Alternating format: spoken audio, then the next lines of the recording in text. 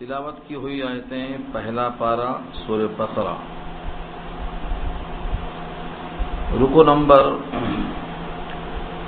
3 سے متعلق یہ آیتیں ہیں۔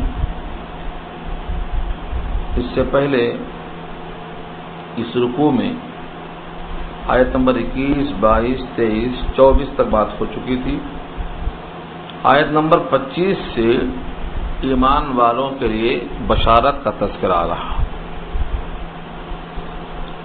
اوپر کہا گیا تھا کہ اگر تم قرآن کریم کو اللہ کی کتاب نہیں مانتے اور کلام الہی میں شک کرتے ہو تو اس جیسی 3 آیتیں بنا کر لے آؤ، ساری کائنات کو جمع کر لو ایک اللہ کو چھوڑ کر۔ اور تم ایسا اگر نہ کر سکے اور یقیناً کر نہ سکو گے تو پھر تمہیں ایسی آگ سے ڈرنا ہے جس کے ایندھن لوگ اور پتھر ہیں، اور وہ آگ تیار کی گئی ہے کافروں کے لیے۔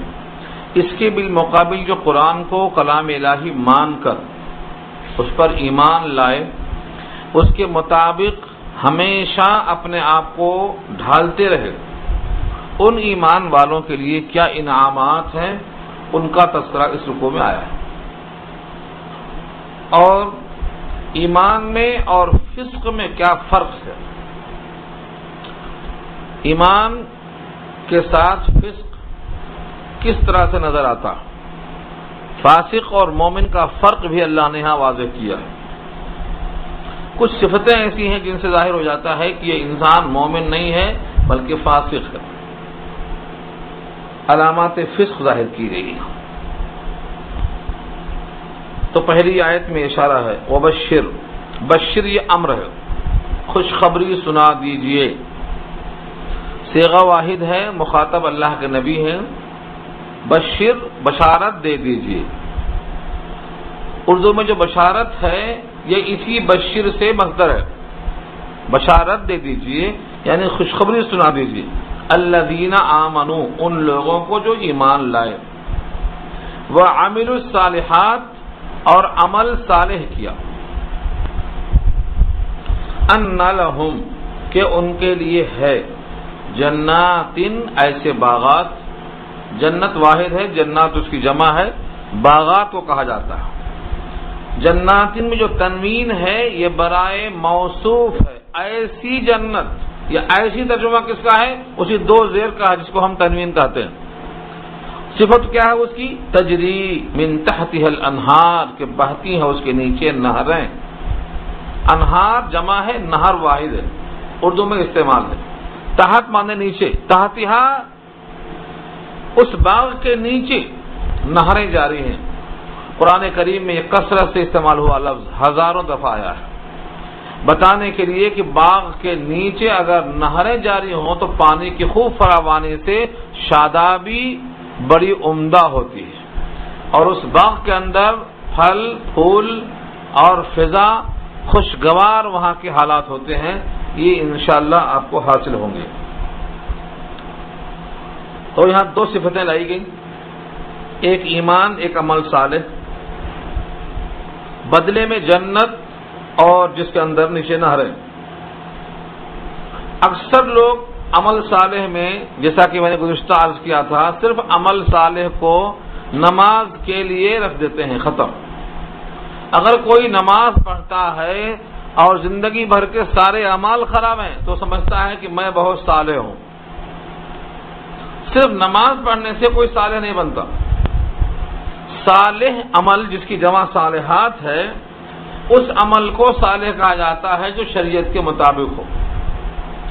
اگر وہ عبادات سے متعلق ہے تب بھی، معاملات سے متعلق ہے تب بھی، معاشرت یعنی رہن سہن سے متعلق ہے تب بھی، معاملات کے علاوہ خصوصی طور پر نجی معاملات کے اندر وہاں بھی، تو ایسا یہ لفظ ہے صالحات، صالح کی جمع صرف عبادات ہی نہیں اس کے اندر آتی ہیں، عبادات بھی، معاشرت بھی، معیشت بھی اور لین دین بھی، ہر چیز اس کے اندر آتی ہے۔ گویا اوپر کی جو آیت میں کہا گیا تھا کہ جو لوگ قرآن کریم کا انکار کرتے ہیں ان کے واسطے سزائیں ہیں، اس کے بالمقابل جو قرآن کو مانتے ہیں اور اس کے احکامات کے مطابق ڈھل جاتے ہیں تو اس میں صرف عبادات بدنیہ نہیں آتی، عبادات مالیہ بھی آتی، معاملات بھی آتے. 3 لفظ ہے، اس سے میں نے بتایا تھا، میں اکثر لوگ اس کو بھول جاتے. ایک تو ہے معاملات اور ایک ہے مدارات اور ایک ہے مواسات. ان میں کیا فرق ہے؟ معاملات کہتے ہیں کاروبار کو، مومن سے مومن کا ہو یا کافر سے مومن کا ہو، مومن کا کافر سے ہو یا مومن کا مومن سے ہو، معاملات ہو سکتا ہے. درست ہونا، وعدے کے معاہدے کے مطابق ہونا چاہیے، ورنہ یہ عمل صالح نہیں ہے. تو یہ معاملات. اس کے بعد ہے مواسات. مواسات کے معنی غم خواری کرنا. مصیبت پریشانی آئی، غم خواری، بیمار ہو گیا، کوئی مر گیا، کوئی حادثہ پیش آ گیا، کوئی تکلیف دہ رنج کی بات آ گئی تو دل جوئی کرنا،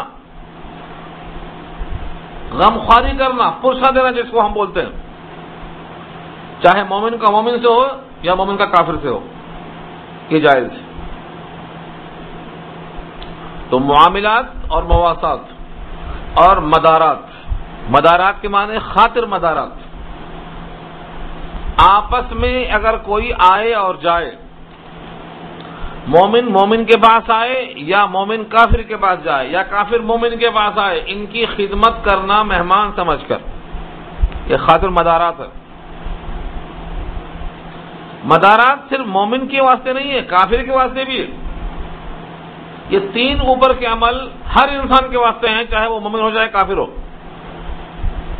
چوتھا ہے جس کا نام ہے موالات، قلبی تعلق. قلبی تعلق، رازداں بنانا، بھیدی بنانا، یہ مومن کے لیے صرف مومن کے حق میں جائز ہے. مومن کسی یہودی کو، کسی نصارہ کو، کسی مشرک کو، کسی کافر کو اپنا قلبی رازداں نہ بنائے. قرآن کا واضح اعلان ہے. تو 3 قسم کے تعلقات جائز، چوتھا ناجائز. معاملات جائز، مواسات جائز، مدارات جائز، لیکن قلبی تعلق جائز نہیں. اس پر قرآن پاک کی بے شمار آیتیں ہیں. لا يتخذ المؤمنون الكافرین اولیاء من دون المؤمنین، تیسرے بارے میں آیت آ رہی ہے. سورہ مائدہ میں آ رہی ہے کہ اگر تم نے کسی کو دوست بنایا، یہودی کو، نصارہ کو، تو تم سمجھو دشمن کو دوست بنا رہے ہو، دھوکے میں ہو تم، تمہارا وہ دوست ہو ہی نہیں سکتا.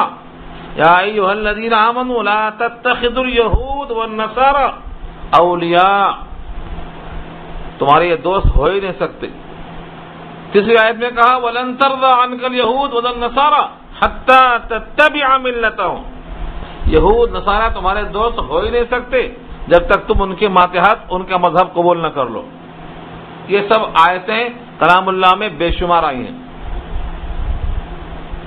تو چوتھا تعلق قلبی و درست نہیں ہے. عمل صالح کے لیے ان 4 کا خیال کرنا ضروری ہے. ہمارے پاس صرف روزہ، نماز، حج کو سمجھتے ہیں کہ ہمارا عمل صالح ہو گیا. عمل صالح کے لیے یہ 4 جو درجے ہیں اسلام کے، ان میں فرق کرنا ضروری ہے. تھوڑا آگے آ جاؤ، ادھر جگہ تھوڑا ہے، آگے آ جاؤ، ادھر کثر کسی ہو رہی ہے، اور آگے جاؤ. ہاں آگے آ جاؤ تاکہ بعد میں آنے والی اٹھا بیٹھک نہ کریں.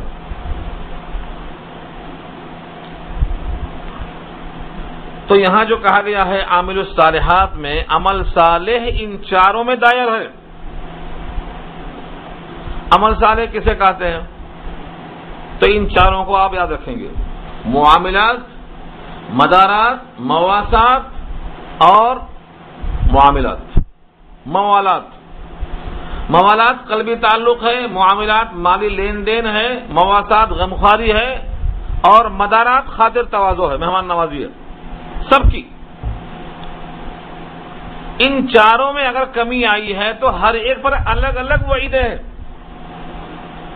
مثلا معاملات میں کمی آ گئی، کوئی کسی کا حق دبا لیا، تو اللہ کے نبی نے وعیدیں بتائی ہیں کہ جو جس کی حق تلفی کرے گا قیامت میں اس کی گردن پہ اس کے عمل نامہ نکال دیے جائیں گے. اور اگر نیکیاں نہیں لے کے آیا ہے تو اس کے گناہ اس پر لادے جائیں گے حق تلفی کرنے والوں کے ساتھ. تو حق تلفی میں کمی نہیں، چاہے وہ کافر ہی کی کیوں نہ ہو. چونکہ یہ کافر ہے اس واسطے اس کا حق مار دیں گے، یہ جائز نہیں. یہ ہے عمل صالح. مہمان نوازی کا سے فرمایا من کان یؤمن باللہ فلیکرم ضیفہ، جو اللہ پر ایمان رکھتا ہو وہ مہمان کی ضیافت کرے، چاہے مومن ہو چاہے کافر ہو، اس کی کوئی صلاحیت نہیں. بلکہ بعض کافر اور بعض مومن کے تعلقات اتنے اچھے تھے، مکے میں اگر وہ مسلمان آتا تو وہ کافر کے پاس ٹھہرتا تھا، اور کافر کا مکے کا کافر اگر مدینے میں آتا تھا تو وہ انصاری کے پاس ٹھہرتا تھا. دونوں میں دوستی تھی. میں واقعہ سناؤں گا تو بات نکل جاتی ادھر. بخاری میں یہ واقعہ درج ہے. پھر اس دوست کے پاس ٹھہرے تو اس نے کہا چلو عمرہ کرا دیتا ہوں. کہا مکے میں سب پر پابندی ہے، میں تنہا عمرہ کیسے کر سکتا ہوں؟ میرے ساتھیوں کو آنا جانا بند ہے، میں تمہاری پناہ میں تنہا عمرہ کروں؟ یہ میرے واسطے بڑی مشکل بات ہے. بہرحال سمجھایا بجھائے عمرہ کرنے چلے گئے. وہاں کافر سے ملاقات ہو گئی، مڑبھیڑ ہو گئی، للکار ہو گئی. یہ سب بخاری کے اندر قصہ موجود ہے. تو بتانا یہ ہے مدینے کا مومن مکے میں کافر کے پاس مہمان بنتا ہے، اور مکے کا کافر مدینے میں مومن کا مہمان بنتا ہے. یہ بخاری میں درج ہے. تو ضیافت کرنا یہ معاملات اس میں شامل ہے. تو عمل صالح کوئی ایسا نہیں ہے کہ ہم کہتے صرف مالی عبادات یا صرف بدنی عبادات، نہیں، ان چاروں میں عمل صالح دائر ہے. تو ایسے مومن کے واسطے بشارت دی گئی ہے. کوئی اکتفا کر لیتا ہے نہیں ہم تو نماز روزہ رکھ لیں گے، باقی جس کا چاہیں گے ڈبائیں گے، مہمان آئے تو جانے دو، پرواہی نہیں کریں گے، کوئی مر گیا تو مرنے دو، غمخواری نہیں کریں گے. یہ نہیں، اسلام یہ نہیں سکھاتا ہے. اسلام کہتا ہے پورے داخل ہو، نیمے درو نیمے برو چلتے ہی نہیں، پورے چار پہ عمل کرنا. یہ آپ کو خاطر مدارات کا، مواسات کا، موالات کا، معاملات کا، یہ چاروں پہ کار بند ہوں گے تو آپ بنیں گے عمل صالح کرنے والے. ہمارے پاس کیا ہے؟ نہیں، جتنا آسان دکھا، جتنا دل میں چاہا اتنا کر لیں گے، باقی چھوڑ دیں گے. یہ نہیں ہو سکتا. قرآن کریم کی اصطلاح میں میں تو عرض کر دیا آپ کو، پورے قرآن پاک میں چاہے جہاں آئے گا، جہاں جہاں عمل صالح آئے گا، یہ چاروں مراد ہوں گے. اور جب تک آدمی کا عمل صالح درست نہ ہو اس کا ایمان کامل ہو ہی نہیں سکتا. امام بخاری کہتے ہیں ایمان کا جز ہے عمل صالح، مرکب ہے ایمان. تصدیق قلبی، زبان سے اقرار اور اعضاء سے اعمال، ان تینوں کا مجموعہ ایمان ہے. اتنا بزد ہے وہ. لیکن امام اعظم کہتے ہیں چلو ایمان کا کوئی جز نہیں ہے، ایمان تصدیق قلبی کا نام ہے، لیکن اتنی بات تو طے ہے کہ ایمان کی تکمیل اعمال صالحہ کے بغیر نہیں ہوتی ہے. تو اعمال صالحہ مکملات ایمان ضرور ہے، جزو ایمان نہیں صحیح. یعنی کو دونوں متفق ہیں اس بات پر کہ ایمان کی تکمیل اعمال صالحہ کے بغیر ہو ہی نہیں سکتی. ایمان ہے، تصدیق قلبی ہے، دل میں ایمان ہے، مگر ایمان بہت چھوٹا، کمزور، نحیف، لاغر. ایسا ایمان قیامت میں نظر نہیں آیا کسی کو تو ممکن ہے. چنانچہ شفاعت کے بیان میں آتا ہے کچھ لوگوں کا نور ایمان اتنا کمزور ہوگا کہ نہ کسی سفارشی کو نظر آیا، نہ اولیاء انبیاء کو نظر آیا، کوئی بھی ان کی سفارش نہیں کر سکے کیونکہ نور ایمان اتنا کمزور تھا کہ نہیں تھا کے برابر تھا. ایسے لوگوں کو اللہ تعالیٰ اپنے دست قدرت سے آخر میں خود نکالیں گے. معلوم یہ ہوا ان کا نور ایمان اتنا کمزور تھا کہ ان کو کسی نے نکالا ہی نہیں، اللہ خود نکالیں گے. ایک لب بھر کے نکالیں گے، لب دونوں ہاتھوں کو ملا کر. صدیق اکبر نے کہا اللہ کے نبی 2 لب کر دیجئے. عمر فاروق کہتے ہیں بس 1 لب کافی ہے، 1 لب بھرنا. کہا بھائی امت کا فائدہ ہو جائے تو کیا حرج ہے، آپ کیوں مجھے منع کرتے؟ اگر حضور کہہ دیں گے تو اللہ مان جائیں گے. عمر بزد تھے، کہا نہیں 1 لب بھر کے کافی ہے. حضور مسکرا دیے، کہا عمر سچ کہتے ہیں، اللہ کو لب بھر کے نکالنے کے بعد کون بچے گا؟ عمر سچ کہتے ہیں. ان دونوں میں تصفیہ کیا حضور نے؟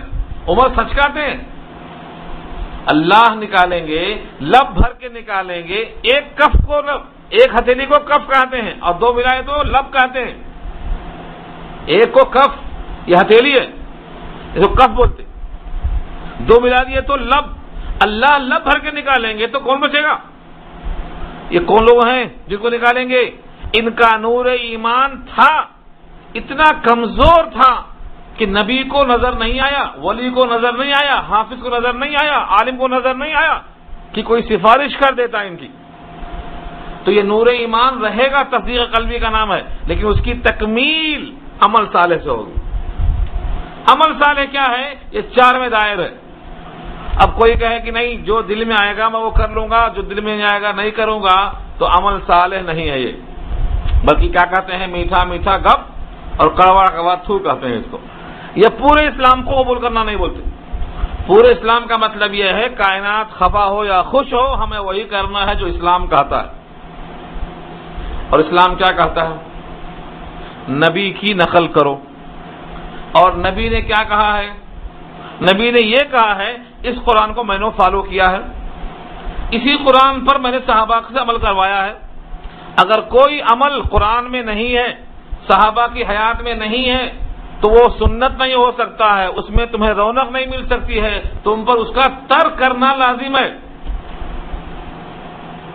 ہم نہیں ترک کر رہے ہیں، کوئی ترک کر رہا ہے؟ ہم ہر وہ عمل کرتے آ رہے ہیں جو دادا پردادا کرتے آ رہے ہیں، چاہے قرآن میں ہو، حدیث میں ہو، یہاں تک کہ عالم کو خبر بھی نہ ہو. ہم سے بعض لوگ مسئلہ پوچھتے ہیں گہرامی کیا ہے؟ میں نے کہا اللہ میں جانتا نہیں. جس کے نام پہ گہرامی کی جاتی ہے ان کی پیدائش اسلام کے 500 برس کے بعد ہوتی ہے، تو بھلا ان کا ذکر قرآن میں کیوں آئے گا؟ سنت میں کیوں آئے گا؟ صحابہ کے عمل میں کیوں آئے گا؟ کیسے آئے گا؟ اب مجھ سے پوچھتے ہیں ساچک کیا ہے، مہدی کیا ہے، فلاں کیا ہے؟ میں نے کہا یہ قرآن میں ہے ہی نہیں. جب قرآن میں ہے نا حدیث میں ہے، میں کہاں سے بتاؤں؟ یہ تو ایسی چیزیں ہیں جو ہندوانہ رسم ہے. ہم چونکہ ہندوستان میں ہیں اور ہندوستان میں غلبہ ہندوؤں کا رہا ہے، ان کے پاس سے دھیرے دھیرے دھیرے سب منتقل ہیں. بلکہ آپ پڑھے لکھے ہیں، آپ کے پاس کم منتقل ہوئی ہیں. جہاں آندھرا کا علاقہ ہے وہاں تو دھوتی ابھی باقی ہے، ابھی دھوتی ہی میں ہے، وہ ابھی دیوڑیوں میں پڑے ہوئے ہیں، وہ ابھی اللہ نے بولنا تھا ان کو، ابھی کلمہ طیبہ نہیں آ سکا ان کو، ابھی پٹے میں کھاتے ہیں، وہ پلیٹ نہیں مل سکی ان کو. ابھی کچھ ہوتے ہیں بدلتے بدلتے، کچھ لوگ پیور مسلمان ہو گئے، کھڑے ہو گئے، مبلغ ہو گئے، قرآن کے ماہر ہو گئے. کچھ اسی انڈیا میں پیدا ہوئے ہیں لیکن قرآن کریم کے ماہر ہو گئے. کچھ ایسے بھی ہیں جو ابھی کھڑاؤں پہنتے ہیں، پتے میں کھاتے ہیں، دھوتی پہنتے ہیں، اور ان کا پورا عمل بتا رہا ہے کہ ابھی اسی طرح ہے جہاں سے. تو تبدیلی کیوں نہیں آئی؟ اس لیے کہ ماحول یہاں کا ہندوانہ ہے. ہندوانہ ماحول میں یہ ہمارا بلاؤز کیا ہے، یہ ہماری جو ہے ساڑی کیا ہے، یہ کیا اسلامی لباس ہے؟ بلاؤز میں پورا جسم نظر آتا ہے. حدیث پاک میں آتا ہے جب تک آدمی اپنے پردے کو نہ رکھے، عورتیں اپنے پردے کو نہ رکھیں، وہ کسی حال میں بخشی نہیں جائیں گی. جنت کی اندر جانے کی تو بجائے بہت دور ہے، خوشبو نہیں سونگیں گی. وہ بلاؤز میں کیا ہوتا؟ آپ کا وہ حصہ جسے ہم سطر کہتے ہیں کھلا رہتا ہے. سطر کہاں سے کہاں تک ہے؟ چلو آپ طے کر لو. ایک عورت کے لیے سطر کیا ہے؟ دنیا کا کوئی مسلمان یہی کہے گا سطر پورا جسم ہے سوائے چہرہ، ہتھیلی، قدمین. چہرے کو داخل کیا ہے، اختراع چھوڑ دو. فتنہ ہے تو چہرہ داخل ہے، ورنہ فتنہ نہیں ہے تو چہرہ داخل نہیں ہے. چہرہ اور دونوں ہتھیلیاں اور دونوں پیر، یہی سطر نہیں ہے عورت کے حق میں. باقی اس کا ہر جز سطر ہے. مرد کے لیے ناف سے گھٹنا سطر ہے. اب کوئی ناف سے گھٹنا کھولا اور کوئی دیکھتا رہا، یہ دکھاتا رہا، تو یہ بے حیا ہے، بے غیرت ہے، دیوس کا رہے گا یہ. ٹھیک یہی حکم عورت کا ہے کہ اگر اس کے سر کے بال کھلے ہیں، گریبان کھلا ہے، گلہ کھلا ہے، پڈلیاں کھلی ہیں، پاجیب کھلی ہے، خلخال کی جگہ کھلی ہوئی ہے، تو یہ پورا کا پورا سطر ہے. اس کا دکھانا حرام ہے، شبہ نہیں ہے. اب مجھے بتاؤ بلاؤز پہننا جائز کیسے ہے؟ کیا بلاؤز کے ذریعے سے جسم پورا چھپ جاتا ہے؟ ہم نہیں بولتے. کسی کپڑے کا ذکر نہیں ہے مگر جسم چھپانا ہے. آپ چھپاؤ اس کو. اگر کسی عورت نے جسم نہیں چھپایا ہے تو وہ گناہگار ہے، دیکھنے والا بھی گناہگار ہے. بیٹے کے لیے، باپ کے لیے، شوہر کے لیے، محرمات ابدیہ کے لیے، جن کی لسٹ سورہ نور آیت نمبر 31 میں آئی ہے، دیکھ لیجیے کھول کے. ان لوگوں کے واسطے جسم کا حصہ دیکھنا جائز ہے. سورہ نور پارہ 18 آیت نمبر 31 میں وہ حصہ ہے جو جسم کا زینت کا حصہ کہلاتا ہے. وہ صرف ان کے لیے جائز ہے جن کو اللہ نے محرمات ابدیہ کہا ہے. الا علی ازواجہم، ان کے شوہروں کے لیے، ان کے باپ کے لیے، ان کے بیٹے کے لیے. وہاں لسٹ آئی ہے پوری، دیکھ لیجیے آپ. تو صرف ان کے لیے درست ہے. وہ کون سا حصہ درست ہے؟ جس کو مقام زینت کہتے ہیں. اس میں پیٹ داخل نہیں ہے. مقام زینت نہیں ہوتا پیٹ، وہ سطر ہے. وہ بیٹے کے حق میں بھی حرام ہے. گردن کا کھلا ہونا یہ زینت میں آتا ہے، کھل سکتا ہے. وہ چوڑیاں پہنتے ہیں، زینت کی جگہ ہے، وہ کھل سکتی ہے. لیکن جسم کا جو حصہ زینت کا مقام نہیں بنتا ہے وہ بہرحال سطر ہے. تو میں نے یہ اس طرف رخ کیوں کر دیا تاکہ آپ کو اندازہ ہو عمل صالح کہاں کہاں چھوٹ رہا ہے. ہم سمجھتے ہیں نماز پڑھ رہے ہیں تو عمل صالح ہو رہا ہے. عمل صالح بہت لسٹ لمبی ہے. عمل صالح لباس میں بھی ہونا چاہیے، عمل صالح کھانے میں بھی ہونا چاہیے. اگر کوئی چیز مکروہ ہے نہیں کھانا چاہیے. آج علم غلم سب ڈال دے رہے ہیں. سنا ہے بریانی کے ذائقے کو بڑھانے کے لیے ایسی چیزیں استعمال کر رہے ہیں جن کے پاؤڈر کو مشروب بتایا ہے. خنزیر کی کچھ چیزیں ڈالی جا رہی ہیں اس میں. واللہ عالم، تصدیق کرنا آپ کا ذمہ ہے، سائنسی طور پر چیک کرنا ہے. ذائقے کو بڑھانے کے لیے چائے میں کچھ ڈالا جا رہا ہے. جو چاہ رہے ہیں ذائقے کے واسطے کھا جا رہے ہیں. تو وہاں بھی چاہیے عمل صالح. ذائقہ اہم نہیں ہے، ایمان اہم ہے. مومن کے لیے جنت اہم ہے، رضا الہی اہم ہے، سنت اہم ہے. جو چیزیں حضور نے نہیں کھایا ہے یا کھانے سے منع کیا ہے، ہم اگر غلطی سے بھی کھا رہے ہیں تو ہمیں چاہیے کہ اس کا احساس ہو. جو چیزیں مضر ہیں ہمیں نہیں کھانا چاہیے. بہت سے ایسے بسکٹ ہیں، بہت ایسی چیزیں استعمال ہوتی ہیں جس سے کوڈ نمبر جا کر دیکھیں گے آپ تو اس میں ملا ہوا خنزیر. پیپسن کیا ہے؟ یہ پیپسن کو آپ لغت میں دیکھو، یہ خود جو ہے خنزیر کے جسم کا ایک پارٹس ہے. اسی سے پیپسی بنتا ہے، یا پیپسی میں کم سے کم ڈالتے ہیں اس کو. تحقیق ہے یہ. تو ہم علم غلم کیوں کھائیں؟ ہم وہی کھائیں جو حضور نے کھایا ہے. ہم دودھ پیئیں بجائے چائے پینے کے. چلو چائے پی لو کبھی سر میں درد ہے تو، لیکن یہ احتیاط یہ کرنا ہے کہ جو حضور نے کھایا ہے وہی بہتر کھایا ہے. حضور کھاؤ، اس کے بدلے میں آپ دودھ پیو، اس کے بدلے میں جو چیزیں جیسی کھائی گئی اسلام میں ویسا کھانا چاہیے، ویسا لباس ہونا چاہیے. شادی میں جتنے بھی عمل ہوتے ہیں، میں بتایا تھا گزشتہ ہفتے میں، سوائے 3 چیزوں کے باقی سب غیر اسلامی ہے. صرف 3 چیزیں: بوقت نکاح حاضرین کا منہ میٹھا کرنا، یہ سنت. پہلی شب گزارنے کے بعد ولیمہ کرنا، یہ سنت. پہلی شب میں ملاقات جب ہو تو بطور تحفہ کے مہر پیش کر دینا، بشکل زیور ہی صحیح یا نقد، یہ سنت. یہ 3 کام سنت ہے. ان سے ہٹ کر جتنا ہے سب بدعت ہے، ایک بھی ثابت نہیں. اب عمل صالح کس کو بولتے ہیں؟ صرف نماز کو نہیں بولتے. تو یہاں جو بشارت ہے بشر الذین آمنوا وعملوا الصالحات، یہ کس کے لیے ہے؟ جو زبان سے کہہ دے میں مومن ہوں باقی جو چاہے کرے. ایسا اگر رہتا تو ہر منافق جنتی ہوتا، کیونکہ ہر منافق کلمہ پڑھ کے مسلمان ہونے کا دعویٰ کر چکا ہے اور نبی کے ساتھ جہاد میں رہ چکا ہے، نمازوں میں رہ چکا ہے. تو عمل صالح کوئی اتنا آسان نہیں ہے کہ ایک نماز پڑھ لیا اور بن گیا صالح. نماز بھی عمل صالح ہے. نماز عمل صالح کا اعلیٰ درجہ ہے. نماز عمل صالح کے لیے کسوٹی ہے. نماز عمل صالح کے لیے معاون ہے. یہ سب صحیح ہے، لیکن صرف نماز عمل صالح ہے، باقی کوئی چیز عمل صالح نہیں ہے. یہ بہت بڑا دھوکہ ہے. اب دیکھیے آیت کو آپ، وبشر الذین آمنوا وعملوا الصالحات، اور بشارت سنا دیجیے آپ ان لوگوں کو جو ایمان لائے اور عمل صالح کیے کہ ان کے لیے ایسے باغات ہیں جن کے نیچے نہریں جاری ہیں. اس باغ کا ایک خصوصی موقف بتایا جا رہا ہے. کلما رزقوا منها من ثمرۃ رزقا. جب کلما کے معنی 2 مرتبہ لگائیں گے جواب. جب نہیں، جب پورے قرآن کریم میں جہاں کلما آئے، ہماری کتاب میں بھی دیکھیے آپ، کلما کے معنی جب کہیں بھی آئے، حدیث میں، قرآن میں، عربی زبان میں، تو کلما کے معنی جب کلما جب رزقو رزق دیے جائیں گے، منہا اس میں سے، یعنی اسی باغ میں سے، من ثمرۃ کوئی پھل، رزقاً بطور رزق کے، قالو تو دیکھنے والے جنتی کیا کہیں گے؟ ھذا الذی رزقنا من قبل، یہی تو ہے جو اس سے پہلے ہمیں ملا کھانے کو. شکل صورت دکھائی دے گی کہ وہی ہے، ابھی کھائے تھے، وہی ہے یہ. حالانکہ وَأُتُوا بِهِ مُتَشَابِهًا، یہ واو حالیہ ہے، حالانکہ دیے جائیں گے وہ ہم شکل، متشابہ کے معنی دیکھنے کو یکساں ہیں. شبہ ہو گیا، مشابہ لگ گیا، تشابہ آ گیا کہ یہ وہی ہے، لیکن جب کھائیں گے تو معلوم ہوگا کہ یہ تو الگ ہے، یہ تو الگ ہے. ہر پھل شکل میں یکساں ہوگا، کھانے میں الگ ہوگا.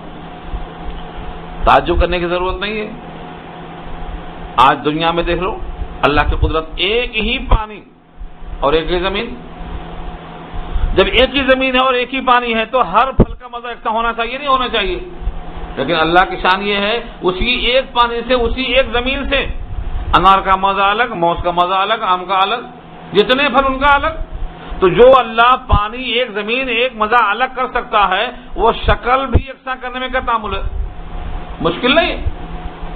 اللہ کی قدرت سے یہ بعید نہیں. وَلَهُمْ فِيهَا أَزْوَاجٌ مُطَهَّرَةٌ، اور ان کے لیے اس میں بیویاں ہوں گی پاکیزہ. ازواج جمع ہے زوج کی، جوڑے، بیویاں. ایک مومن کو کتنی حوریں ہوں گی کوئی اندازہ نہیں کر سکتا. یہاں لوگ ایک ہی بیوی پر اکتفا کرتے ہیں، حالانکہ 4 کا جواز ہے. عدل اگر کر سکتا ہے تب، اور اگر عدل نہیں کر سکتا ہے تو پھر 1. اگر تم عدل نہیں کر سکتے ہو فواحدتاً، تو ایک ہی تمہیں کرنا ہے. بعض لوگ شوق میں 2 3 جوش میں کر دیتے، اس کے بعد خود کدھر بیوی کدھر، وہ بھی غلط ہے. لیکن قرآن کریم نے واضح کیا ہے جنت میں جو مردوں کو حوریں ملیں گی ان کی تعداد کا آپ کو اندازہ نہیں ہے. حالانکہ وہاں ایک حور کا یہ عالم ہوگا. یہاں جو ازواج لکھا ہے بخاری میں حوروں کا بیان آیا ہے، اگر وہ ایک حور تھوک دے تو جنت میں وہ رہنے والی حور دنیا میں اگر تھوک دے، خالی ایک بار صرف تھوک دے، تو دنیا کی کوئی چیز میٹھی ہونے سے بچے گی نہیں، سب میٹھی. آپ کا سالن میٹھا ہو جائے گا، مرچی والا، ایک بار تھوکا تو. اور ایک بار اگر جھانک لے تو کائنات کی تاریکی ختم ہو جائے. اس کی اوڑھنی جو سر پہ ہے دنیا وما فیہا سے بہتر ہے، صرف اوڑھنی. 7 کا مندیل رومال تھا، صحابہ نے کہا واہ کیا رومال ہے، کیا تولیہ ہے، ہاتھ لے کے مسل کے دیکھ رہے تھے. حضور نے کہا یہ 7 کا مندیل تم دیکھ کے پریشان ہو، وہاں جو حور کی اوڑھنی ہوگی دنیا وما فیہا سے بہتر ہوگی. دنیا وما فیہا کا مطلب دنیا اور جو کچھ دنیا میں ہے. 70 لباس پہننے کے باوجود اس کے پٹلی کے گودے باہر سے نظر آئیں گے، کھائے گی تو لقمہ گرتا نظر آئے گا پیٹ میں. یہ اللہ نے رکھا ہے ازواج، جوڑے رکھے. یہ کس کے لیے ہے؟ وہی عمل صالح کرنے والے کے لیے ہے، جس کو آپ سمجھ رہے ہیں کہ یہ بہت مشکل ہے. مشکل ہے تو انعام بھی اچھا ہے نا. اس کے بعد کیا کہا؟ مطہرہ، وہ بیویاں مطہرہ ہوں گی. دنیا کی کوئی خاتون نام سے مطہرہ ہو جائے تو کیا ہوا؟ مطہرہ ہو جاتی. وہ طاہرہ کہو، مطہرہ کہو، مطہرات کہو، لیکن دنیا کی کوئی خاتون مطہرہ نہیں ہوتی. دنیا میں صرف نام سے ہوتی ہے وہ. کیوں؟ مطہرہ کا مطلب ہر وہ چیز جو عورت کے جسم سے نکلنے والی گندگی ہے وہاں اللہ نے اس سے اس کو پاک رکھا ہے. نہ ناک سے ریت نکلے گی، نہ بلغم نکلے گا، نہ اس کو گندی ڈکار آئے گی، نہ حیض اور نفاس کا خون جاری ہوگا۔ دنیا میں جتنی چیزیں تقدر پیدا کرتی ہیں ان میں سے کوئی چیز نہیں ہوگی۔ یہ مطہرۃ کی تشریح میں لکھا ہے امام بخاری نے، بے شمار حدیثیں اس کے اوپر ہیں۔ مطہرہ مانے ہر وہ گندگی جو خروج جسم سے نکل کر آپ کو نظر آتی ہے، سب کی سب وہاں پاک و صاف ہوگی۔ یہ اللہ نے انتظام کیا۔ وہاں ایک مرد کو 40 مردوں کی قوت دی جائے گی۔ اللہ کو دیکھنے کی طاقت آنکھوں میں بخشی جائے گی، یہاں کوئی نہیں دیکھ سکتا، وہاں طاقت دی جائے گی، ہر مومن اللہ کو دیکھے گا۔ اور اس بندے کے لیے اللہ کی طرف سے انعام یہ ہوگا، اس کی جسامت 60 فٹ کا لمبا ہوگا، یہ 35 سالہ خبرو ہوگا۔ ہر ایک آدمی جو 2 گز کا دکھائی دے رہا ہے وہاں 60 گز کا ہوگا۔ ہر مومن جنتی چھوٹا نہیں رہے گا، جنتی سب کے سب ایک ہی سائز میں ہوں گے، بوڑھا کوئی نہیں رہے گا، بچہ کوئی نہیں رہے گا، سب برابر ہوں گے۔ یہاں تک کہ جو بچے داخل کیے جائیں گے ان کے بارے میں کلام کیا ہے کہ بچے ماتحت ہوں گے باپ کے، لیکن جنت کے اندر سب یکساں ہوں گے، سب برابر ہوں گے، کالا بھی گورا ہوگا، گورا بھی گورا ہوگا۔ اللہ تعالیٰ وہاں پر یہ فرق اٹھا دیں گے، یہ سب انتظام ہے۔ اور آخری بات کہی گئی ہے وَهُمْ فِيهَا خَالِدُونَ، وہ اس میں ہمیشہ رہیں گے۔ دنیا میں دغدغہ کیا ہوتا، کب خالی کراتے کب چھوڑتے، وہاں ہمیشہ ہمیشہ رہیں گے، نہ بڑھاپا آئے گا، نہ موت آئے گی، نہ مالک مکان ناراض ہوگا، نہ خود بیزار ہو کے نکل کے بھاگنے کا دل چاہے گا۔ ہاں لا يبغون عنها حولا، وہاں سے نکل کے بھاگنے کا موڈ نہیں بنے گا۔ تو جنت میں ہمیشہ ہمیشہ رہیں گے۔ اب یہاں سے سوال کا جواب ہے، بعض مشرکین مکہ نے کہا قرآن کریم میں اللہ کا کلام ہے، بولتے ہیں کہ اللہ کا کلام ہے، پھر دیکھو تو مکھی ہے، دیکھو تو مچھر ہے، کہیں مکڑی ہے، مکڑی کا ذکر، مچھر کا ذکر، ان چیزوں کا ذکر، اور کہتے ہیں کلام الہی ہے۔ اللہ نے جواب دیا ہے مکڑی اور مچھر کا تذکرہ آنے سے تمہیں تعمل کیوں ہے؟ کلام الہی میں مکڑی کا ذکر کیوں آیا، مچھر کا ذکر کیوں آیا؟ کیونکہ کسی حقیر شے کی مثال دینا ہے تو حقیر شے سامنے لائی جائے گی۔ اگر حقیر شے سے تشبیہ دینا ہے تو اگر حقیر شے کا ذکر نہیں آئے گا تو تشبیہ کیسے ہو سکتی؟ اس کا جواب دیا ہے ان اللہ لا یستحیی، بے شک اللہ نہیں شرماتے، ان یضرب مثلا، یہ کہ بیان کریں کوئی مثال، مثلا 2 زبر تنکیر ہے، کوئی مثال، اس کے بعد ما لائے، ما اس کی تاکید در تاکید ہے، کسی قسم کی کوئی مثال، چھوٹی بڑی حقیر لطیف کیسی بھی۔ بعوضہ مچھر، بعوضہ کو مچھر کیوں بولتے؟ کیونکہ وہ آپ کا خون لے کے اپنے پاس الگ کر لیتا ہے، وہ آپ کا باز ہے۔ باز کسے کہتے ہیں؟ آپ کے جیب میں 100 روپے ہیں، اس میں سے نکال کے 5 اپنے باہر رکھ دیا تو یہ 5 روپے کیا ہے؟ اس جیب کا باز ہے۔ باز مانے ٹکڑا، حصہ، پارٹس۔ تو بعوضہ مچھر کو کیوں بولتے ہیں؟ آپ کے جسم میں سون لگا کے خون نکال لیتا، اب آپ پورے ہیں کل کے کل، اور یہ مچھر کیا ہوا؟ آپ کا باز ہوا، ٹکڑا وہاں چلا گیا، قطرہ خون کا وہاں چلا گیا۔ تو خون کا قطرہ نکال لینے والے کو بعوض کہتے ہیں، مبالغہ ہے یہ، وہ آپ کا باز ہے وہ۔ تو مچھر کو بعوضہ بولنے کی وجہ یہی ہے، آپ کتنا ہی چاہو مگر وہ کر لیتا اپنا کام۔ تو بعوضہ مچھر کی مثال، فما فوقہا، یا اس کے اوپر کی مثال، یعنی مچھر سے بھی اوپر چھوٹا ہونے میں، مچھر سے بھی اوپر کمزور ہونے میں، حقیر ہونے میں۔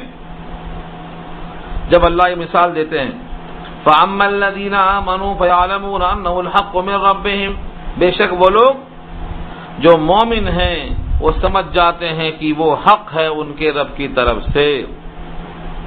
مچھر کی مثال دیا تو مومن سمجھتا ہے کہ یہ کلام حق ہے، اور مچھر کی مثال کیوں دی گئی اس مقام پر، مکڑی کیوں کہی گئی، سمجھ جاتا ہوں۔ وَأَمَّا الَّذِينَ كَفَرُوا، اور جنہوں نے کفر کیا ہے، جن کے دل میں ایمان نہیں ہے، جو تلاش کرتا ہے کہیں کجی ملے، کہیں عیب ملے، کہیں بولنے کا ٹوکنے کا موقع ملے۔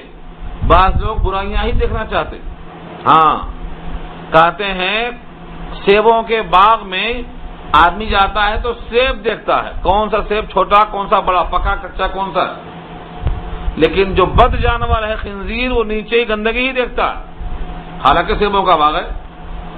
تو عیب والا آدمی کیا کرتا، عیب پہ نگاہ رکھتا، اور ہنرمند کیا دیکھتا، ہنر دیکھتا ہے۔ عیب بھی عیب، ہنرمند ہنر دیکھتے ہیں، عیب بھی عیب، ہنرمند ہنر دیکھتے ہیں۔ تو یہاں بھی جو ایمان والا ہے وہ ایمان والے کلام کو اپنے ایمان کی روشنی میں دیکھتا ہے، اور کافر ایمانی کلام کو اپنے کفر کے آئینے میں دیکھتا ہے۔ کیا نظر آئے گا؟ مومن کہتا ہے یہ تو حق ہے رب کی طرف سے، اور کافر کہتا ہے فیقولون، کیا ماذا اراد اللہ، کیا ارادہ تھا اللہ کا اس سے، ماذا اراد اللہ بہذا مسئلہ، اس مثال دینے سے اللہ نے کیا ارادہ کیا، کیا مقصد تھا اللہ کا، یوں سوال کرتا۔ تو عیب بھی عیب، ہنرمند ہنر دیکھتا ہے۔ مومن کلام الہی کو سمجھ جاتا ہے، اور کافر اس میں عیب تلاش کرتا ہے اور کہتا ہے کیا اللہ کی مراد ہے۔ بہت مشکل ہے۔ ایک بار ابو بکر صدیق نبی صلی اللہ علیہ وسلم کی محفل میں تھے، ابو جہل آیا اور حضور کو کھڑا ہو کر برا بھلا کہا، عادت تھی اس کی۔ جب وہ برا بھلا کہہ چکا تو صدیق اکبر کی موجودگی میں حضور نے کہا صدقتا، تم نے سچ کہا۔ تو ابو بکر صدیق بے تاب ہو گئے، نبی کی برائی کی اور نبی نے کہا کہ تم نے سچ کہا، فوراً کھڑے ہو گئے اور خوب تعریف کی حضور کی۔ تعریف کر کے جب بیٹھے تو حضور نے کہا تو نے بھی سچ کہا۔ لوگ صحابہ پریشان ہو گئے، اس نے برائی کی تو سچ کہا، اور آپ نے تعریف کی تو آپ نے کہا سچ کہا۔ تو کیا کہا، جس کو جو آیا نظر اس نے بیان کیا اس کو۔ میں تو ایک آئینہ ہوں، مومن کا آئینہ ہوتا ہے، اور میں بھی ایک آئینہ ہوں۔ میرے آئینے میں ابو جہل نے اپنی شکل دیکھی، بیان کر دیا، اور میرے آئینے میں ابو بکر نے اپنی شکل دیکھی، وہ بیان کر دیا، دونوں نے سچ کہا، تصدیق کر دیا میں نے۔ تو دیدہ کور کو کیا آئے نظر کیا دیکھے، میری آنکھوں سے کوئی تیرا تماشا دیکھے۔ مومن جب دیکھتا ہے کلام الہی کو تو انوار نظر آتے ہیں، اور جب کافر دیکھتا ہے اسی کلام الہی کو تو اس کو اپنی گندگی کا ڈھیر نظر آتا ہے۔ کیا آج ارون شوری کا اعتراض کلام پاک میں نہیں ہے؟ کیوں؟ اس کے کفر کی وجہ سے۔ کیوں اعتراض ہے؟ 100 سال ہو چکا ہے اعتراض کرتے ہوئے، 1430 سال گزر چکے ہیں، یہ سارے اعتراضات پرانے ہیں۔ ان کے سارے اعتراضات کے جوابات میں نے سورۃ توبہ میں دیے ہیں، آپ کو موقع ملے تو سنیے سورۃ توبہ کو، سارے سوالات۔ تو قرآن کریم میں اگر مومن دیکھے گا تو انوار الہی نظر آئیں گے، اور کافر دیکھے گا تو کہے گا ماذا اراد اللہ بہذا مثلا، اللہ کی کیا مراد تھی اس مثال سے، کیوں ایسی مثال دیا اللہ نے؟ اللہ جواب دیتے ہیں یضل بہ کثیرا ویہدی بہ کثیرا، گمراہ کیے جاتے ہیں اسی کتاب سے بہت سے لوگ، اور ہدایت پاتے ہیں اسی کتاب سے بہت سے لوگ۔ یہ آیت لوگ پڑھ کے کیا کہتے ہیں، ارے کتاب اللہ کے بارے میں اللہ نے خود کہا ہے یضل بہ کثیرا ویہدی بہ کثیرا، اس سے گمراہی بھی ملتی ہے، اس سے ہدایت بھی ملتی ہے، تم قرآن مت سنو، تم قرآن سننے جائیں گے تو گمراہ ہو جائیں گے۔ حال کی محفل میں آؤ جہاں قوالی ہوتی ہے، جہاں عرس ہوتا ہے، جہاں باجے بجتے ہیں، قرآن سننے جائیں گے تو قرآن خود کہتا ہے کہ اس سے گمراہ ہوتے ہیں لوگ۔ یہ عقل کے اندھوں کو آگے کا ٹکڑا نظر نہیں آتا، پوری آیت نہیں پڑھتے، آدھی آیت پڑھتے، وَلَا تَقْرَبُوا الصَّلَاةَ، نماز کے قریب مت جاؤ، بس یہ نہیں پڑھتے، وَأَنْتُمْ سُكَارَىٰ، جبکہ تم نشے میں ہو، نشے میں ہو تو مت جاؤ، نشہ اترنے کے بعد جاؤ نماز کی طرف، یہ حکم ہے۔ وہ بھی وہ آیت تو کینسل ہے، پھر بھی وہ آیت عمل کرنا ہے تو نشہ اترنے کے بعد جانا، پوری آیت پڑھنا ہے۔ یہاں بھی اللہ نے کہا ہے وما یضل بہ الا الفاسقین، اور گمراہ نہیں ہوتے اس کتاب سے مگر فاسق لوگ. جو فسق رکھتا ہے، ایمان ہے نہیں اس کے اندر، ایسا آدمی کتاب اللہ سے گمراہ ہوگا. جس میں تقویٰ ہے، جو اللہ پر ایمان رکھتا ہے، وہ اس سے گمراہ نہیں ہو سکتا. تو کتاب اللہ سے گمراہ ہوتے ہیں کون لوگ؟ فاسق لوگ. اگر آپ فاسق ہیں تو گمراہی ہے، اور آپ اگر مومن سمجھتے ہیں اپنے آپ کو تو گمراہی نہیں، ہدایت ہی ہدایت ہے. اب فاسقین کی تعریف اللہ نے خود کر دی ہے لگے ہاتھوں، کسی پر چھوڑا نہیں. کسے کہتے فاسق؟ کون سا عمل ہے؟ الذین ينقضون عہد اللہ من بعد میثاقہ، جو توڑ دیتے ہیں اللہ کا عہد اس کے پختہ ہونے کے باوجود. اللہ سے عہد کون سا ہے؟ لا الہ الا اللہ، یہ اللہ سے عہد ہے. اشہد ان لا الہ الا اللہ، یہ کس سے عہد ہے؟ میں گواہی دیتا ہوں کہ اللہ کے سوا کوئی معبود نہیں، اس کا حکم میں ٹالوں گا نہیں. یہ کیا ہے؟ یہ ہے اللہ سے عہد. واشہد ان محمدا عبدہ ورسولہ، یہ کس سے عہد ہے؟ رسالت سے عہد ہے. میں رسول اللہ کو اللہ کا پیغامبر تسلیم کرتا ہوں، ان کے عمل کو نمونہ سمجھتا ہوں نجات کا. یہ کیا ہے؟ عہد. پختہ کرنے کے بعد کیوں کہا من بعد میثاقہ؟ یہ پختہ ہوا تھا یوم الست میں. ساری روحوں کو اللہ جمع کرتے، ساری روحوں کو، جتنے پیدا ہونے والے ہیں قیامت تک سب کی روحوں کو جمع کیا تھا. پوچھا میں تمہارا رب نہیں ہوں؟ سب نے کہا ہاں کیوں نہیں، ہمارے رب آپ ہیں. تمام روحوں نے ایک آواز کہا تھا. تو اللہ نے کہا ٹھیک ہے، یاد رکھنا اب میرے پاس سے پیغامات آئیں گے، ان کو فالو کرنا، انبیاء آئیں گے ان کی تصدیق کرنا، کتابیں آئیں گی ان کو پڑھنا. یہ سب اقرار نامے آ چکے ہیں آگے. یہاں وہی ہے من بعد میثاقہ، اس کو پختہ کرنے کے باوجود بھی وہ اللہ کا حد توڑ دیتے. وَيَقْطَعُونَ مَا أَمَرَ اللَّهُ بِهِ أَن يُوصَلَ، اور قطع کرتے ہیں اس چیز کو جس کے جوڑنے کا اللہ نے حکم دیا ہے. یعنی اللہ کہتے ہیں صلہ رحمی کرو، یہ قطع رحمی کرتے ہیں. وَيَقْطَعُونَ، اور قطع کرتے ہیں ما امر اللہ، جس کو اللہ نے حکم دیا ہے بھی اس کے ساتھ ان یوصل کی وصل کیا جائے، ملایا جائے. یعنی صلہ رحمی کا حکم دیا تھا اللہ نے تو یہ قطع رحمی کرتے ہیں. یہ کتنا آسان لفظ ہے. ایک جملے میں ہمارا امتحان ہو گیا. قطع رحمی کرنے والا اپنے نفس کے لیے، اپنے انا کے لیے اللہ کی نگاہ میں کیسا ہے؟ کہتے بھائی کیا کروں، میں بہت کوشش کیا، وہ تیار نہیں ہوتے. ہم نے بڑی کوشش کیا ہے نہیں، ہمیں مرتے دن تک کوشش کرتے رہنا ہے. اور یہ جملہ بولنا آخرت میں. دنیا میں کیوں مایوس ہو گئے؟ اب دنیا پوری عمل کی جگہ ہے. امتحان گاہ میں بچہ آخری وقت تک لکھتا ہے، سوچتا ہے. مرتے مرتے ہمیں سوچنا ہے. قطع رحمی کرنا درست نہیں ہے. قطع رحمی کیا ہے؟ جن کا تعلق رحم سے ہے ان تمام رشتوں کو نبھانا ہے. رحم، جس رحم سے جتنے بچے پیدا ہوئے ہیں وہ سب باہم صلہ رحمی کے حقدار ہیں، بھائی ہیں، بہن ہیں، جو پورے کے پورے اسی میں آتے. صلہ رحمی کا نمبر 1. تو اللہ نے وعدہ فرمایا ہے یہ کہ وہ صلہ رحمی کرتے ہیں، قطع رحمی نہیں کرتے. اس پر روایتیں بہت ہیں. جب اللہ نے رحم کو پیدا کیا تو اس نے عرش رحمان کو پکڑ کے چمٹ کر اللہ سے فریاد کی. اللہ نے اس رحم سے کہا کیا تو اب بھی راضی نہیں ہے؟ جو تجھے کاٹے گا میں اس سے کٹ جاؤں گا، جو تجھ سے جڑے گا میں اس سے جڑ جاؤں گا. کیا تو اب بھی راضی نہیں ہے؟ رحم نے کہا رضیت یا ربی، اب میں راضی ہوں. تو یہ فیصلہ ہے اللہ کا، جو قطع رحمی کرے گا اللہ اسے قطع کر دیں گے، جو صلہ رحمی کرے گا اللہ اسے جڑ جائیں گے. دوسرا لفظ ہے وَيُفْسِدُونَ فِي الْأَرْضِ، اور زمین میں فساد کرتے ہیں. فساد امن کی ضد ہے. امن کو توڑنا یہ فساد ہے. حق طلبی بھی فساد کی ایک شکل ہے.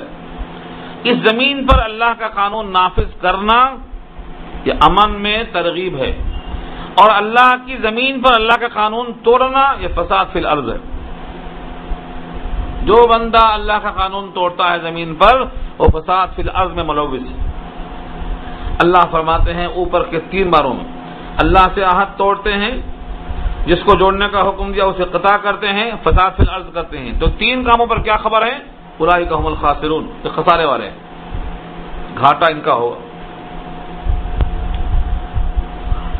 اس پر اللہ کا حکم ہے پھر بھی انسان توڑ دیتا ہے، اللہ کی اہمیت کو دماغ میں نہیں لاتا. اس کے لیے اللہ تعالیٰ نے ایک یاد دہانی کی ہے. تم کس کا حکم توڑتے ہو معلوم ہے؟ جس نے تمہیں مردہ سے حیات دیا، تم کو تمہاری حیات جس نے دیا ہے، تم جس کے فیصلے سے زندہ ہو، تم اسی کا حکم توڑ رہے ہو.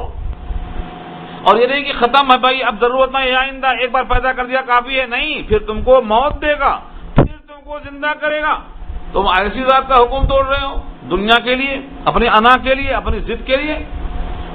فرمایا کیف تکفرون باللہ، کیسے تم انکار کر سکتے ہو اللہ کا، وکنتم امواتا، حالانکہ تم مردہ تھے. فاحیاکم، تم کو زندہ کیا اللہ نے. ثم یمیتکم، پھر تم کو موت دے گا. ثم یحییکم، پھر تم کو زندہ کرے گا. ثم الیہ ترجعون، پھر تم اس کی طرف لوٹائے جاؤ گے. ابھی اتنے مرحلے باقی ہیں اور تم ابھی سے بھول گئے. احسان فراموشی کا سلسلہ اس وقت قابل رحم تھا جب تمہارا کام ختم ہو جاتا. ابھی تو پورے باقی ہے مرحلے. ابھی تو تم مردہ سے زندہ کیا، ابھی ایک موت باقی ہے، پھر ایک حیات آنی ہے، پھر جنت میں داخلہ باقی ہے. اس لیے تم اس کا حکم توڑ نہیں سکتے. یہ تو ترجمہ لفظی ہوا. اب اس پر جو کلام ہے 2 طرح سے. نمبر 1، اس میں 2 موتوں کا ذکر ہے. تم مردہ تھے، تم کو زندہ کیا، ایک موت کا ذکر آیا. ثم یمیتکم ثم یحییکم، پھر تم کو موت دے گا، پھر تم کو زندہ کرے گا. پہلے مردہ تھے، یہ حیات ہے. پھر موت آئے گی، پھر محشر میں حیات ہے.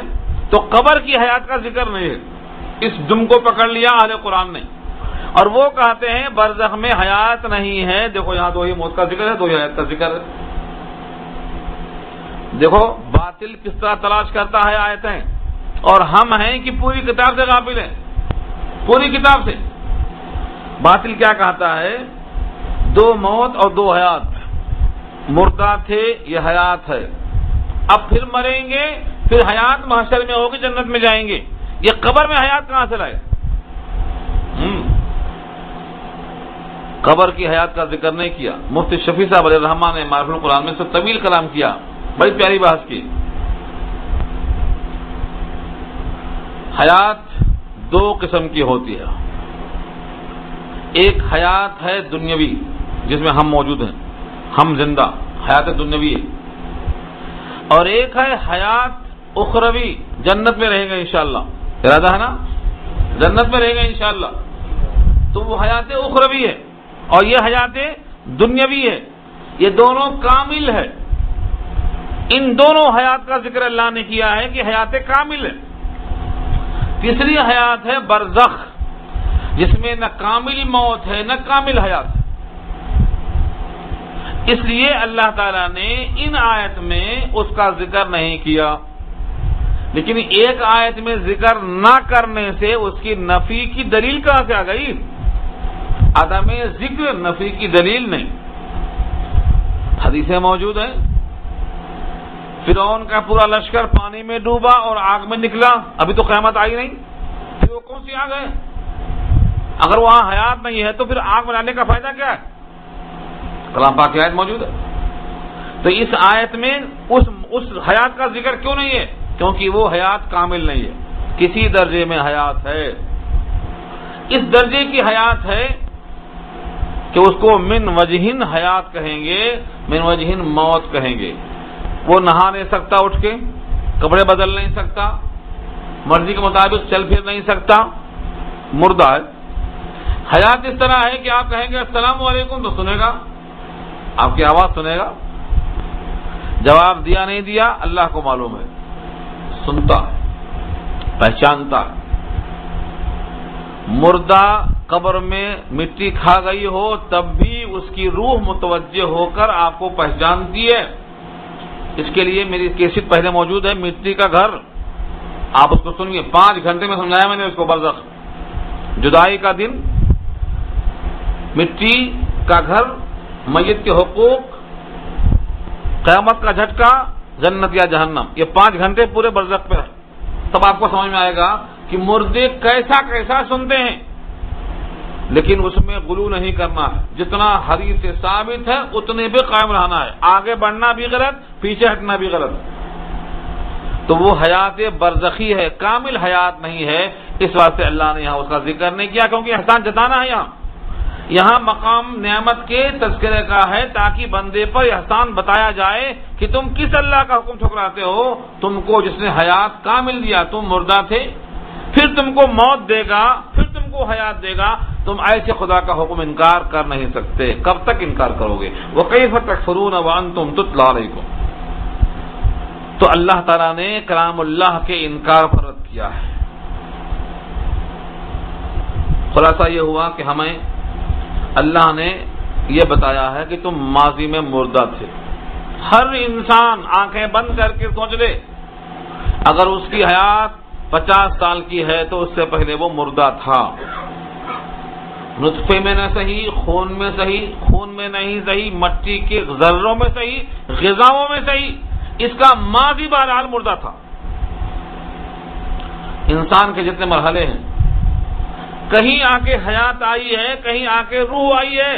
پیچھے ہٹتے جائیں گے آپ کو موت نظر آئے گی. ماضی میں موت تھی، کنتم امواتن. میں پھر دوہرا دوں ایک مرتبہ، بتایا تھا آپ کو اس سے پہلے میں کہ آدم کے صلب میں تھا. کہاں تھا بندہ؟ آدم کی صلب میں تھا، ماؤں کے رحم میں تھا. آبا و اجداد کے صلب سے ہوتے ہوئے اس زمین پہ موجود ہے. لیکن اس زمین پر جو موجود ہے وہ توسط کس کے ہے؟ منی کے قطرے سے ہے، اور وہ خون سے ہے، اور وہ غذا سے ہے، اور وہ مٹی سے. اور مٹی کا ذرہ مردہ ہے جب تک بارش کا قطرہ نہ گرے. اللہ خود فرماتے ہیں زمین مردہ ہے. اس مردہ زمین پر پانی برسا کر اللہ نے زمین کو زندہ کیا ہے. وہاں سے تم دیکھو، تھے مردہ، تم نہیں تھے. ماضی میں مردہ ہے. اور دوسرا، ہم دفن کرتے ہیں مردہ سمجھ کے، اور نہ اپنے باپ کو، اپنے دادا کو، اپنی اماں کو کون دفن کر کے آیا تھا؟ صحابہ نے حضور کو دفن کیسے کر دیا؟ کیا ہمت تھی کسی کی اتارتے قبر میں؟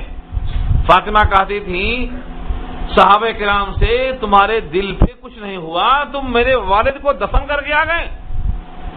مجبور تھے، کیونکہ قانون الہی میں یہی ہے کہ جب روح نکل جائے تو اس جسم کو زمین کے اندر رکھنا پڑے گا. قانون الہی یہی ہے. سب کو دیکھ کر تسلی ہوتی ہے، ورنہ اپنے گھر سے بچی بجا کرنا آسان نہیں ہے. اپنی بچی کسی کو دینا دستور چلایا ہے آدم سے لے کر. آدم نے اپنی بیٹی دی ہے، وہاں سے شروع ہوا. اسی واسطے کہا گیا ہے کہ جس نے بیٹی دی جنت واجب ہے. حضور پاک نے کہا 3 بیٹیاں دیں تو جنت واجب، 2 دیں تو واجب. صحابی نے کہا اگر اس کے پاس ایک ہی ہے تو فرمایا 1 بھی دی تب بھی واجب. کیا تماشا ہے یہ؟ اللہ تعالی کے اوپر وعدے پر یقین ہے، ورنہ بندہ پرورش سے لے کر شباب آنے تک ہر چیز کی دیکھ بھال کرتا ہے، اس کے بعد دوسروں کے حوالے کر دیتا ہے. آسان کام نہیں. جس طرح سے گھر سے بیٹی کا دینا آسان نہیں ہے، ایسے ہی باپ کو دفن کرنا مٹی میں آسان نہیں ہے. مجبوری ہے، دستور ہے. یہ اللہ نے یہاں وہ سکھلایا ہے کہ تم مردے تھے، تم کو ہم نے زندہ کیا، پھر تم کو ہم موت دیں گے، اور پھر تم کو ہم زندگی دیں گے. اتنا ابھی کام ہمارے ذمہ باقی ہے، پھر بھی تم میرا حکم ترخا رہے ہو. ثم الیہ ترجعون، پھر تم لوٹائے جاؤ گے اللہ کی طرف. اللہ تم سے سوال کریں گے، حساب کریں گے. بندہ اور اللہ کے بیچ میں کوئی ترجمان نہیں ہوگا. اللہ سوال کریں گے، بندہ جواب دے گا. ہر شخص اللہ کے سامنے تنہا تنہا حاضر ہوگا. وَكُلُّهُمْ آتِيهِ يَوْمَ الْقِيَامَةِ فَرْدًا.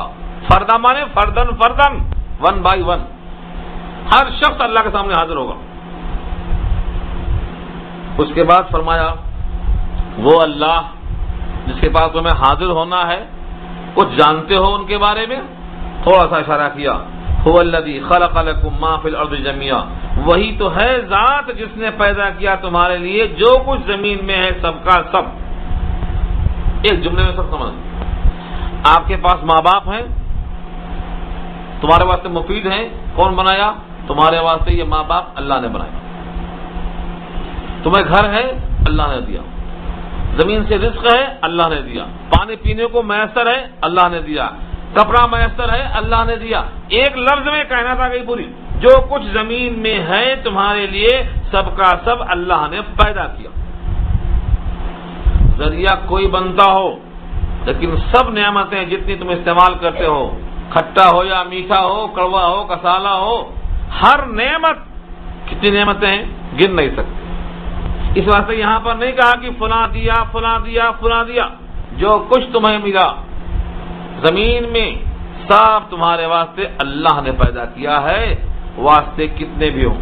اگر ماں نے دیا ہے کچھ تو ماں کو اللہ نے پیدا کیا، کچھ باپ نے دیا ہے تو باپ کو اللہ نے پیدا کیا، کچھ دوست نے دیا ہے تو دوست کو اللہ نے پیدا کیا، کسی چاہنے والے نے کوئی پیشکش کی ہے تو اس چاہنے والے کو اللہ نے پیدا کیا۔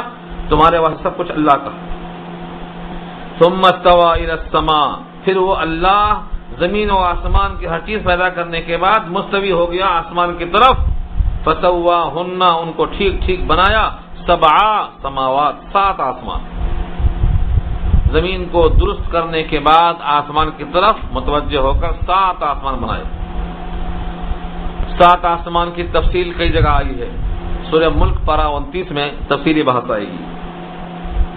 وَهُوَ بِكُلِّ شَيْءٍ عَلِيمٌ، اور وہ ہر چیز کو جانتے ہیں، ہر چیز کو جانتے ہیں۔ 7 آسمان کو جو پیدا کرنے والا ہو وہ 7 آسمان کے اندر کی چیزوں کو بھی جانتا ہے۔ تو جو تمہارے سر کے اوپر 7 آسمان کو جانتا ہے وہ پاؤں کے نیچے کی زمین اور تمہارے دل کے حالات سے واقف نہیں ہے؟ برابر واقف ہے۔ اس لیے اس کے علم سے کوئی چیز خالی نہیں ہے، اس کا حکم تمہیں ٹھکرانا مناسب نہیں ہے۔